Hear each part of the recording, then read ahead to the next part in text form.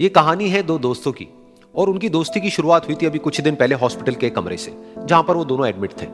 तो दोनों में से जो एक था उसको अभी कुछ दिन पहले एक पैरालिसिस का अटैक आया था, जिसकी वजह से गर्दन के नीचे की उसकी पूरी बॉडी पैरालाइज हो गई थी और वो अपनी एक उंगली तक नहीं हिला सकता था।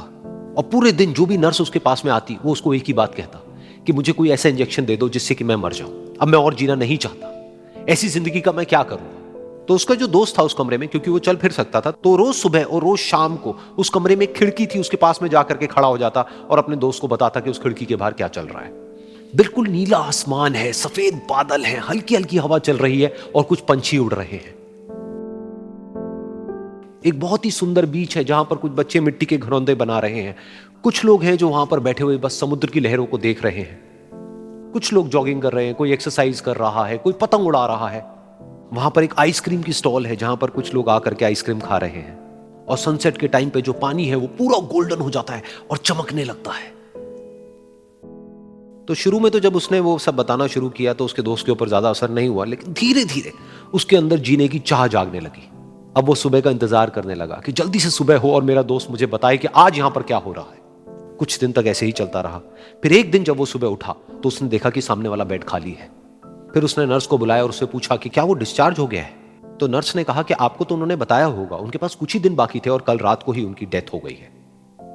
ये सुन करके उसके अंदर की उम्मीद पूरी तरह से टूट गई, क्योंकि सिर्फ उसका दोस्त ही था जिसने उसको बाहर की दुनिया से जोड़ा हुआ था, जिसकी वजह से वो जान पाता था कि बाहर क्या हो रहा है और ये दुनिया कितनी खूबसूरत है।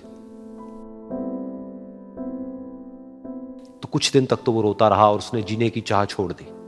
लेकिन दूसरी ही तरफ से उसके अंदर कहीं ना कहीं एक नई चाह पैदा हुई कि काश मरने से पहले एक बार मैं खुद अपनी आंखों से देखूं इस खिड़की के बाहर कि दुनिया कैसी है। जैसे जैसे उसकी ये चाह बढ़ने लगी, उसको अपने अंदर एक अजीब सी एनर्जी महसूस होने लगी। और फिर एक दिन उसने अपनी पूरी ताकत लगा दी और किसी तरीके से वो बेड से नीचे गिरा और पकड़ पकड़ करके किसी तरह से उस खिड़की तक पहुंचा। फिर उस खिड़की को पकड़ करके वो खड़ा हुआ और खिड़की के बाहर देख लिया। लेकिन खिड़की के बाहर देखते ही वो गुस्से से भर गया। उसने जोर से नर्स को आवाज लगाई और जैसे ही नर्स आई उसने नर्स से पूछा, ये तुमने क्या किया, ये खिड़की के बाहर काली दीवार क्यों खड़ी कर दी। तो नर्स को समझ नहीं आया वो क्या बोल रहा है और वो बोली कि मुझे 5 साल हो गए हैं यहां पर, जब से मैं आई हूं तब से तो ये काली दीवार यहां पर है। तब जाकर के उसको समझ आया कि उसका वो दोस्त उससे झूठ बोल रहा था। और उसने नर्स से पूछा, अगर ये काली दीवार पिछले 5 साल से यहां पर है तो मेरे दोस्त ने मुझसे झूठ क्यों कहा। तो नर्स थोड़ा सा मुस्कुराई और बोली कि मैं ये तो नहीं जानती कि उन्होंने आपसे झूठ क्यों कहा, लेकिन मैं इतना जरूर जानती हूं कि जो भी कुछ उन्होंने आपसे कहा उसी वजह से आप अभी अपने पैरों पर खड़े हैं।